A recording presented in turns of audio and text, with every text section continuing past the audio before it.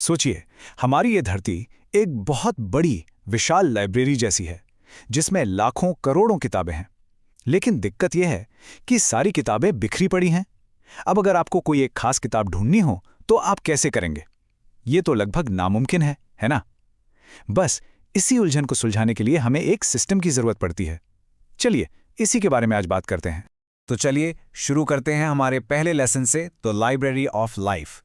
जैसे कि हमने अभी बात की, जीवन की इस विशाल और बिखरी हुई लाइब्रेरी को अगर हमें समझना है, तो सबसे पहले इसे ऑर्गेनाइज करने का कोई तरीका ढूंढना होगा। जरा सोचिए, इस दुनिया में करोड़ों तरह के जीव हैं, कीड़े मकोड़ों से लेकर विशाल व्हेल तक। एक एक करके सबके बारे में पढ़ना, ये तो प्रैक्टिकली इम्पॉसिबल है। और यहीं पर काम आता है वर्गीकरण, या जिसे हम कहते हैं क्लासिफिकेशन।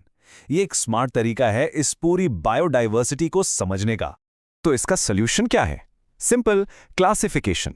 मतलब हम जीवों को उनकी सिमिलैरिटीज और डिफरेंसेस के आधार पर अलग अलग ग्रुप्स में बांट देते हैं। बिल्कुल वैसे ही जैसे लाइब्रेरी में आप सारी साइंस की किताबें एक सेक्शन में रखते हैं और हिस्ट्री की दूसरे में। इससे क्या होता है, चीजें आसान हो जाती हैं, उन्हें ढूंढना और समझना सब कुछ। तो इस पहले लेसन का सार बस इतना सा है। क्लासिफिकेशन का काम है केओस को ऑर्डर में बदलना, प्रकृति की इस बेहिसाब वैरायटी में एक सिस्टम लाना, ताकि हम उसे आसानी से समझ सकें और उसके बारे में पढ़ सकें। अच्छा, तो ये सिस्टम आया कहाँ से? देखिए, शुरू में तो बहुत सिंपल था। साइंटिस्ट ने बस दो ग्रुप बना दिए, प्लांट्स और एनिमल्स। लेकिन जल्दी उन्हें समझ आ गया कि अरे, ये तो काफ़ी नहीं है। और फिर कहानी में एंट्री हुई R.H. विटेकर की, जिन्होंने सब कुछ बदल दिया। तो 1969 में व्हिटेकर ने एक नया आइडिया दिया, द 5 किंगडम क्लासिफिकेशन। अब सवाल यह है कि इसकी जरूरत क्यों पड़ी, क्योंकि बैक्टीरिया या फंगस जैसे जीव ये न तो पूरी तरह से पौधे थे, न जानवर, ये कहीं बीच में थे। व्हिटेकर के सिस्टम ने इन सबको उनकी सही जगह दी, और कमाल की बात यह है कि ये सिस्टम आज भी इस्तेमाल होता है। तो ये 5 किंगडम कौन से हैं? चलिए एक एक करके देखते हैं। सबसे पहला है मोनेरा, जिसमें बैक्टीरिया जैसे जीव हैं जिनकी कोशिकाओं में एक वेल डिफाइंड न्यूक्लियस नहीं होता। फिर आता है प्रोटेस्टा, इसमें अमीबा जैसे सिंगल सेल जीव हैं, लेकिन इनकी कोशिकाओं में न्यूक्लियस होता है। तीसरा है फंगी, यानी मशरूम जैसे जीव जो अपना खाना दूसरों से लेते हैं। चौथा प्लांटे, ये तो आप जानते ही हैं, सारे पेड़ पौधे जो अपना खाना खुद बनाते हैं। और आखिर में किंगडम एनिमेलिया, जिसमें हम इंसान और बाकी सारे जानवर आते हैं। तो इन शॉर्ट, ये 5 किंगडम लाइफ को ऑर्गेनाइज करने का एक बेसिक फ्रेमवर्क है।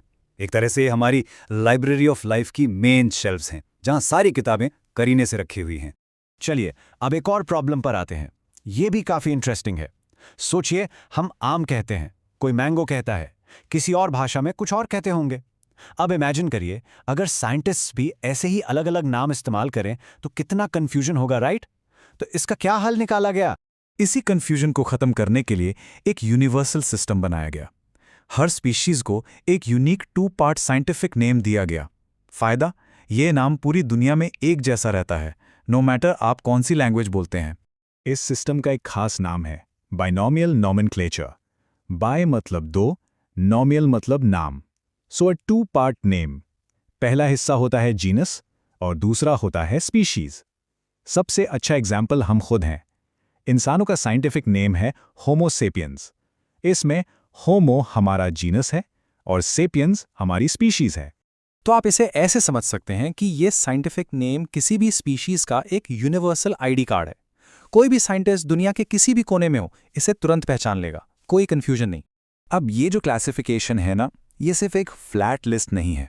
इसे एक पिरामिड की तरह इमेजिन कीजिए। सबसे ऊपर सबसे चौड़ा हिस्सा जो बहुत जनरल है, और जैसे जैसे आप नीचे आते हैं ये और स्पेसिफिक और खास होता जाता है।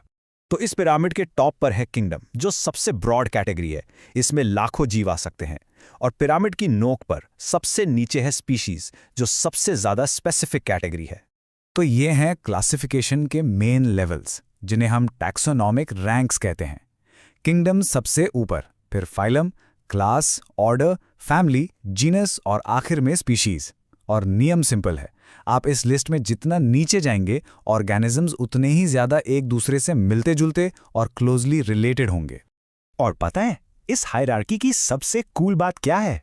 ये सिर्फ ऑर्गेनाइजिंग टूल नहीं है, ये हमें ऑर्गेनिजम्स के बीच एवोल्यूशनरी रिलेशनशिप्स के बारे में भी बताता है। मतलब जो जीव एक ही जीनस में है वो आपस में ज्यादा करीबी रिश्तेदार हैं उन जीवों के मुकाबले जो सिर्फ एक ही किंगडम शेयर करते हैं। तो अब आते हैं सबसे बड़े सवाल पे, ये सब हम कर ही क्यों रहे हैं? आखिर ये क्लासिफिकेशन इतना इंपॉर्टेंट क्यों है? और ट्रस्ट मी, ये सिर्फ चीजों को लिस्ट करने के बारे में नहीं है। असल में ये क्लासिफिकेशन एक बहुत पावरफुल टूल है। ये हमें एवोल्यूशन समझने में मदद करता है, बायोडाइवर्सिटी को बचाने में मदद करता है और अल्टीमेटली हमारे प्लानेट को प्रोटेक्ट करने में मदद करता है। इसी सिस्टम से हमें पता चलता है कि कौन सी स्पीशीज खतरे में हैं और जिन्हें बचाने की जरूरत है। इसके रियल वर्ल्ड एप्लीकेशंस भी कमाल के हैं। जैसे मान लीजिए हमें एक पौधे से कोई दवाई मिलती है, तो हम क्लासिफिकेशन की मदद से उसके करीबी रिश्तेदारों को ढूंढ सकते हैं और हो सकता है उनमें हमें और भी पावरफुल दवाइयां मिल जाएं। तो आखिर में टेक अवे बस इतना है, लाइफ के इस ग्रेट वेब में जब हम अपनी और दूसरों की जगह को समझते हैं, तभी हम उसे बचाने के लिए सही कदम उठा सकते हैं। Understanding is the first step to protection. और याद रखिए, ये लाइब्रेरी ऑफ लाइफ स्टैटिक नहीं है, ये लगातार बढ़ रही है। हर रोज नए चैप्टर्स लिखे जा रहे हैं, नई स्पीशीज खोजी जा रही हैं। तो ये हमें एक सवाल के साथ छोड़ जाता है, इस अनमोल लाइब्रेरी को पढ़ने, समझने और बचाने के लिए हम और आप क्या कर रहे हैं? अगर आप इसी वीडियो के बेस्ट क्वालिटी नोट्स चाहते हैं तो इस टेलीग्राम चैनल को ज्वाइन करें। चैनल का लिंक डिस्क्रिप्शन बॉक्स में दिया गया है।